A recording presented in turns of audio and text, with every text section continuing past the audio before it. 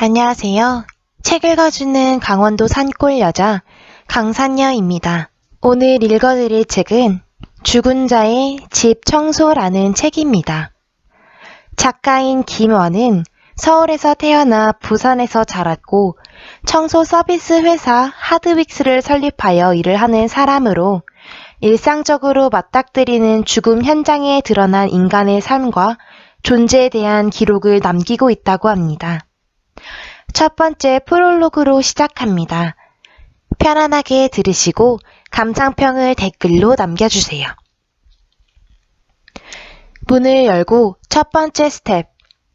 양손에 납작하고 투박한 검은 상자 2개를 들고 있습니다. 버튼을 누르고 저 높은 곳에 머무는 엘리베이터가 내가 서 있는 1층까지 내려오길 잠자코 기다립니다. 현장에 처음 방문하는 날이면 엘리베이터는 아득한 곳에 기거하는 낯선 존재로 느껴집니다. 습관적으로 몇 번이나 고개를 들어 2자리였던 붉은 숫자가 점점 겸손하고 낮은 숫자가 되는 모습을 지켜봅니다. 시선은 눈 위의 숫자를 향하지만 그 숫자 하나하나의 의미가 마음에 스미지는 않습니다.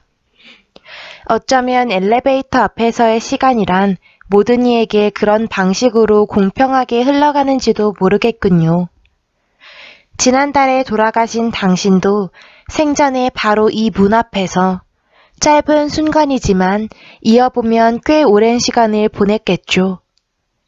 서로 누군지도 모르는 우리는 이 시간을 공유하기 시작했습니다. 두께 4mm의 강인한 폴리프로필렌으로 만들어진 상자 안에는 여러 가지 보호 장구가 들어있습니다. 파란색 수술용 글러브와 역시 파란색 신발 덮개, 그 안에 덧시는 투명한 파란색 비닐로 만들어진 또 다른 신발 덮개, 하얀색 방질 마스크와 연한 회색의 방독 마스크, 그리고 현관문을 여는데 요긴한 공구 따위가 손잡이에 달린 2 상자에 나누어져 담겨 있습니다. 이런 보호 장구들은 나 같은 직업을 가진 사람에게는 또 하나의 피부와 같습니다. 콘돔이 생명의 잉태를 막듯 이런 보호 장구의 얇은 막이 나를 감염과 오염, 죽음의 위협으로부터 막아준다고 믿습니다. 낯선 존재였던 엘리베이터는 선뜻 좌우로 품을 열고 정해진 층까지 나와 함께 동반 상승합니다. 이때 코는 어느 때보다 예민해져서 무심코 그 안에서 뭔가를 수색하기 시작합니다. 나이 지긋한 남자가 쓸 법한 고전적인 화장수 향기, 막 배달된 피자 냄새, 음식물 쓰레기 봉투가 머문 듯 아련하고 퀴퀴한 냄새, 밀폐된 공간에서 후각의 추적 능력이 한껏 고양되었음을 깨닫습니다. 엘리베이터가 문을 열어 나를 내보내고서 이 추적은 더없이 집요해집니다. 사실 내 일은 살아있는 사람을 괴롭히는 죽은 사람이 만든 냄새가 가져다 줍니다. 그 냄새를 극적으로 없앴을 때 내 비즈니스는 성공하죠. 대가로 살아있는 사람이 나에게 돈을 지급합니다. 용서하세요. 문 앞에 도착하더라도 애써 예의를 갖춰 벨은 누르지 않겠습니다. 저 안에서 기다리는 것은 당신이 아니라 당신이 남긴 것이니까요. 조심스레 검은 상자를 열어 신발 덮개를 신고 수술용 글러브를 양손에 끼우고는 행여나 빈틈이나 헐거운 구석은 없는지 매만져 봅니다. 냄새를 여과 없이 제대로 맡는 것, 그 사실적인 측정이 이 일의 세부적인 과정을 계획하고 성공적으로 완수하는 데 기준이 되기에 이때만큼은 코를 가리는 어떤 종류의 마스크도 쓰지 않습니다. 이제 나는 완전 범죄를 계획한 자처럼 지문도 발자국도 어떤 흔적도 남기지 않을 것입니다. 언제나 드나들던 곳처럼 자연스레 손잡이를 잡아 비틀고 서슴없이 집 안으로 들어설 작정입니다. 첫 번째 스텝을 밟습니다. 습관적으로 되풀이하는 초연하자라는 각오가 무색하게 내 코는 이미 죽은 이가 남긴 냄새에 잠식되었고 심장 언저리에는 어둡고 축축한 그림자가 드리웠습니다. 스위치를 찾아 전등을 켜지만 이 순간만큼은 마음에 빛이 들어오지 않습니다. 태초에 빛이 있기나 했는지 가로등이 없는 심야의 지방도로 위를 비추는 자동차 전조등의 세계처럼 시야가 좁아졌습니다.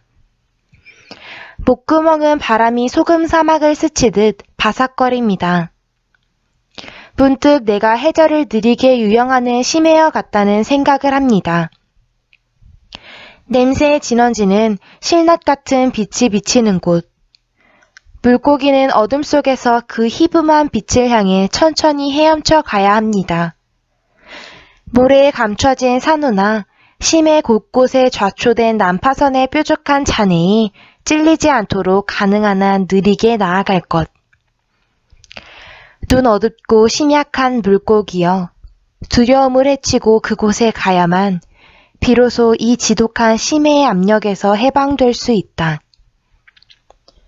죽은 사람이 오래 방치된 바닥은 을의 기름 막으로 덮여 있어서 미끄러지지 않도록 신경을 곤두세워 앞으로 걸어갑니다. 그 방은 바로 당신이 숨을 거둔 곳입니다. 당신은 없지만 육체가 남긴 조각들이 천연덕스레 기다립니다. 침대 위엔 몸의 크기를 과장해서 알려주는 검붉은 얼룩이 말라붙어 있습니다. 베개엔 살아있을 때 당신의 뒤통수를 이루었을 피부가 반백의 머리카락과 함께 말라붙어 있습니다. 천장과 벽엔 비대해진 파리들이 달라붙은 채 소리 없이 손바닥을 비비고 있겠죠. 이불을 들추면 마침내 젖과 꿀이 흐르는 따뜻한 안식처를 찾아낸 구더기떼가 뒤엉켜 서로 몸을 들비빕니다. 구더기들이 온몸을 흔들며 춤추는 광경을 보고 있자면 알코올이 담긴 유리단자 속에서 영혼이 박제된 것만 같았던 나의 뇌가 온기를 되찾아 꿈틀거리기 시작합니다. 좁아졌던 시야가 비로소 터널을 벗어난 듯 밝게 열리고 내가 이곳에 방문한 이유가 선명하게 떠오릅니다. 이곳에서 새로이 탄생한 작은 생명체들은 나에게 스텝을 또 다른 방향으로 옮길 때를 알려줍니다. 방에서 나와 이 집에서 드러내야 할 살림 규모를 파악하기 위해 집 구석구석을 탐색하기 시작합니다. 거실을 거쳐 베란다로, 화장실을 거쳐 또 다른 방으로, 부엌을 거쳐 현관 신발장으로 걸음을 옮깁니다. 그 스텝은 빠르고 직선적이죠. 이미 심장에 드리웠던 그림자는 흔적도 없이 사라졌습니다. 심장을 옥죄던 얼음은 실체의 구체적인 직시라는 강렬한 태양을 만나면 언제 그랬냐는 듯 자취를 감추곤 합니다.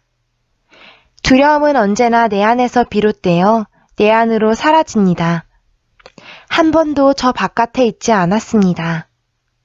여기에서 당신은 홀로 숨을 거두었고 꽤 오랫동안 그대로 머물렀고 오늘부터 나는 남겨진 흔적을 요령껏 지울 것입니다. 이제 현관문을 열고 나가 1층으로 내려가야 합니다. 그곳에는 장례를 막 치르고 돌아왔을 당신의 딸이 기다리고 있습니다. 엘리베이터를 기다리는 동안 그녀에게 어떤 말부터 꺼낼지 미리 생각해둬야 합니다. 자, 이제 전등을 끄겠습니다. 오늘은 여기까지 읽어드리고 내일 또 찾아오도록 하겠습니다. 들어주셔서 감사합니다.